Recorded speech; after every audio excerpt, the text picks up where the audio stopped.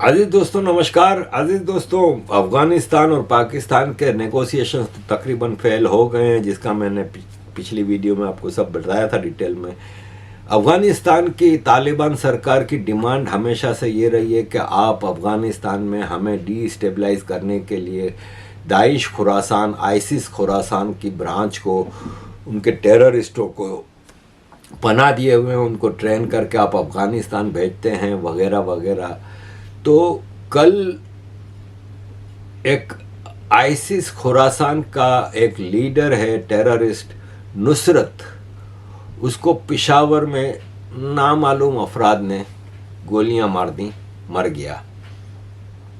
अजीज दोस्तों, पाकिस्तान किस तरह डोनाल्ड ट्रंप के एक मंसूबे का हिस्सा है वो डिटेल्ड आपके सामने रखूंगा। उससे पहले ज़रा मैं ये बता दूं कि मौलाना फजलुर रहमान बहुत नाराज़ हैं सरकार से, क्योंकि उनको पहली बार हुआ है कि उनको हिस्सा नहीं मिला। देखें, पाकिस्तान में मौलवी पार्टियां हैं ना, बनाई हुई भी आर्मी की हैं, और जो आर्मी से पहले अंग्रेज़ के ज़माने में, जैसे ये मौलाना फजलुर रहमान की देवबंद जमात और जमात इस्लामी, वो अंग्रेज़ों के ज़माने में बनी थी। तबलीगी जमात, ये सब अंग्रेज़ों ने बनाई थी। ये पाकिस्तान बनने के बाद, हालांकि ये सब पाकिस्तान बनाने के ख़िलाफ़ थे। जमात इस्लामी ना पाकिस्तान कहती थी, कायदे आज़म को काफिर आज़म कहती थी, लेकिन पाकिस्तान बनने के बाद इन्होंने, आर्मी ने कहा कि अब पूरी पब्लिक को कैसे कंट्रोल करें, तो उसके लिए इस्लाम, और इस्लाम के लिए मौलवी ज़रूरी था। मामूली मिसाल देता हूँ कि रावलपिंडी में 1970 में जनरल याया खान के खिलाफ पब्लिक बहुत ज़्यादा गुस्से में थी। एक तो ईस्ट पाकिस्तान में चल रहा था सारा जेनोसाइड, इधर भी बहुत खिलाफ थी। तो इस्लामाबाद में जनरल याया खान के जो प्रेसिडेंट हाउस था, उसकी तरफ एक बहुत बड़ा जुलूस जा रहा था, और सब आर्मी परेशान थी कि अब उसको रोकें कैसे। तो उस वक्त पंजाब का आईजी राव रशीद था। राव रशीद ने जमात इस्लामी के अमीर से कांटेक्ट किया कि यार इसको किसी तरह रोको। जमात इस्लामी ने फ़ौरन उस जुलूस में अपने लोग शामिल कर दिए, और थोड़ा आगे जाके जमात के लोगों ने, जो जुलूस नारे लगाती है ना, वो नारे लगाने का काम जमात के नौजवानों ने ले लिया अपने हाथ में, और फिर नारे चेंज हो गए। अमेरिका और हिंदुओं के खिलाफ नारे लगाने शुरू हो गए, और पब्लिक तो पागल, आपको पता है, बेवकूफ़, वो शामिल हो गई इसमें। फिर नारे बदल गए कि यहाँ पे नंगापना बहुत है और इस्लामिक कानून नहीं है, इस्लाम लाओ, ये करो वो करो। और यहाँ पे शराब कैसे है, इस्लामिक रिपब्लिक ऑफ पाकिस्तान में शराब की दुकानों को आग लगा दो। सारा जुलूस शराब की दुकानों की तरफ चला गया, जहाँ दुकान मिली वहाँ पे आग लगा दिया, और जुलूस टाइम टाइम फिश हो गया। ये जमात इस्लामी और जमीयत उलमा इस्लाम जो फजलुर रहमान की है, ये रोल है इनका।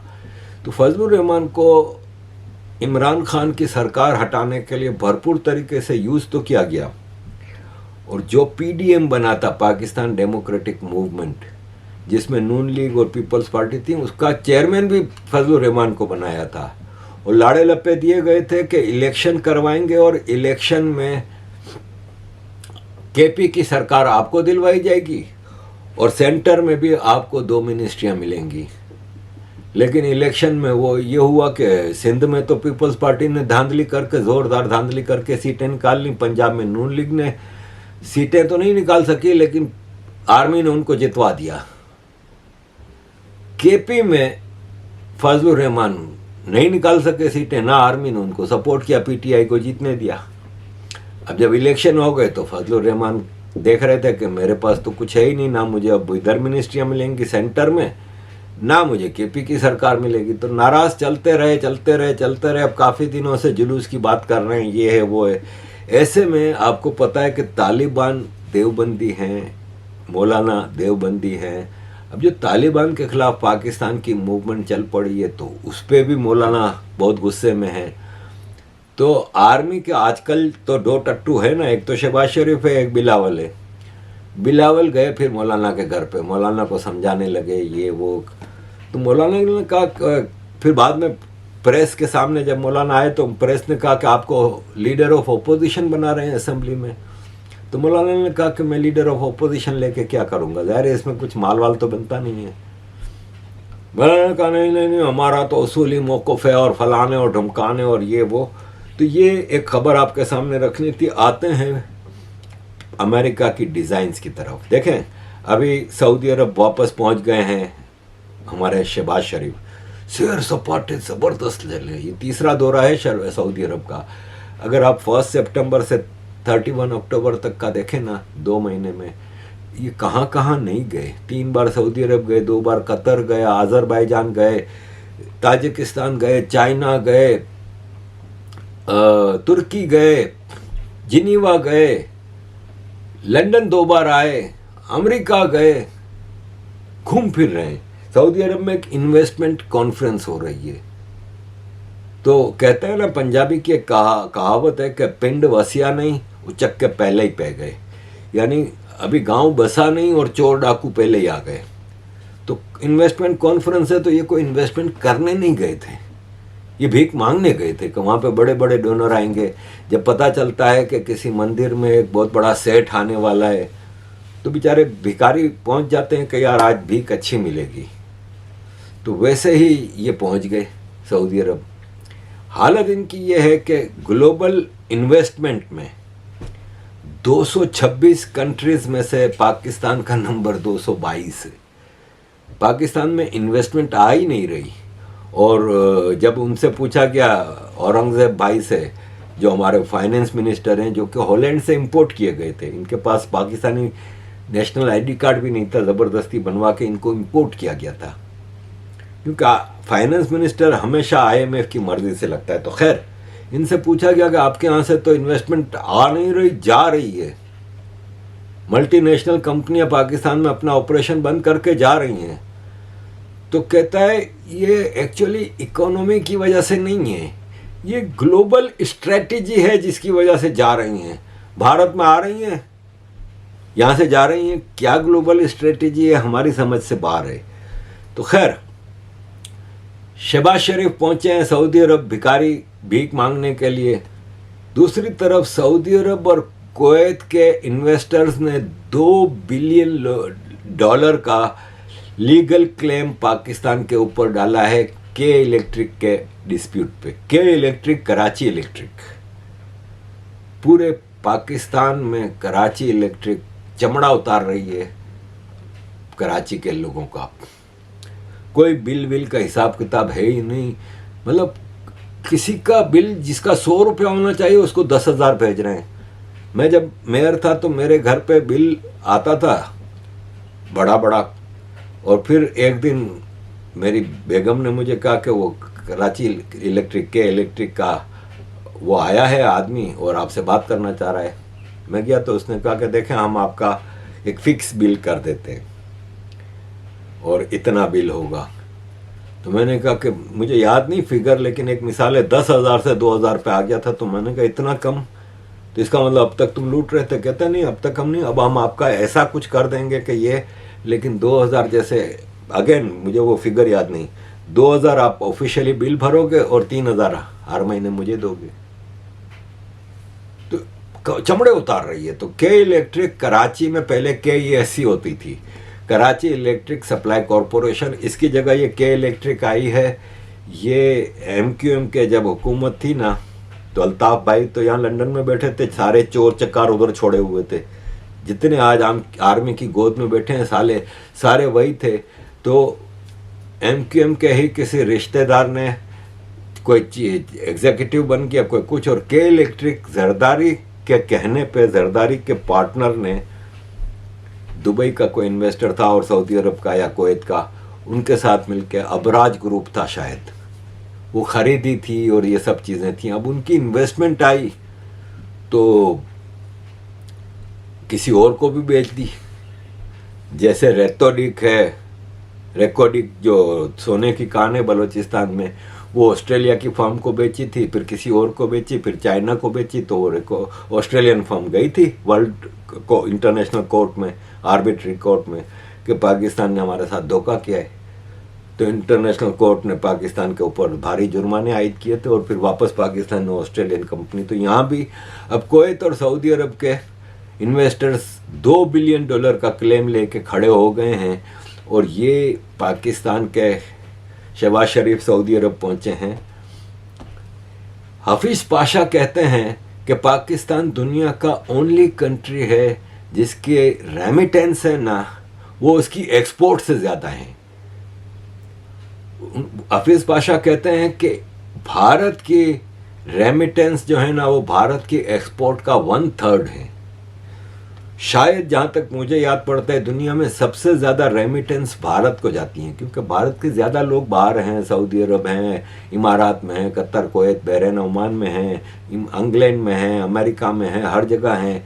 तो ज़्यादा लोग हैं तो ज़्यादा रेमिटेंस भारत को जाता है, लेकिन भारत का रेमिटेंस भारत की टोटल एक्सपोर्ट का 1/3 है, जबकि पाकिस्तान को जो रेमिटेंस आती है वो पाकिस्तान की एक्सपोर्ट से बहुत ज़्यादा है। तो अजीज़ दोस्तों, ये सारी सिचुएशन है। हमारे औरंगज़ेब साहब हैं जो फाइनेंस मिनिस्टर, वो अमेरिका की यात्रा करके आ गए हैं। अमेरिका गए थे भीख मांगने के लिए, IMF से डील करने के लिए, धमकियां भी दे रहे थे कि IMF हमें ऐसी टर्म डिक्टेट नहीं कर सकती जो हमारे नेशनल इंटरेस्ट के खिलाफ हो। तो अबे साले भिखारी हो तुम, भिखारी टर्म नहीं सेट कर सकता, जो भीख दे रहा है वो टर्म सेट करेगा। लोकली सिचुएशन ये है कि पंजाब बैंक है, पंजाब का एक बैंक है, वो बेचा गया प्राइवेटाइजेशन के नाम पे। $14.6 मिलियन में बेच दिया। $14.6 मिलियन में एक बैंक बेच दिया, क्योंकि औने पौने दाम में अपने ही लोगों को देना है ना, किकबैक भारी मिलेगी।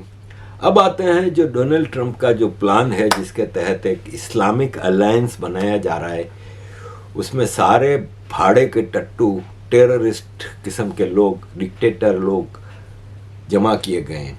पहले मैं आऊँगा बांग्लादेश। पाकिस्तान का रोज़ कोई ना कोई आदमी पहुंचा होता है बांग्लादेश, कभी आर्मी चीफ पहुंचा होता है, कभी शहबाज शरीफ कहीं मिल रहा होता है, कभी कौन।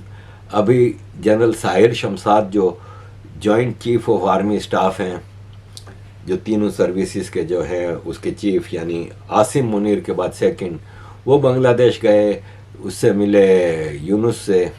और यूनुस को जो उन्होंने नक्शा दिया ना, उसमें भारत की नॉर्थ ईस्ट भी बांग्लादेश के नक्शे में शामिल की थी। ये सब शरारतें हैं जो की जा रही हैं। औकात बांग्लादेश की क्या है आपको भी पता है और हमें भी पता है। साथ ही इस्लामाइजेशन को आगे बढ़ाने के लिए अल्लामा इब्तिसाम इलाही ज़हीर भी पहुंच गए बांग्लादेश। ये अहले हदीस के चीफ हैं। ये भी एक सेक्ट है इस्लाम का। पाकिस्तान में 1% है अहले हदीस, लेकिन हाफिज सईद जो है लश्कर तैयबा का, वो अहले हदीस से। तो समझ लें पाकिस्तान की जो टेररिज्म की जो ब्रांच है वो अहले हदीस के हाथ में है।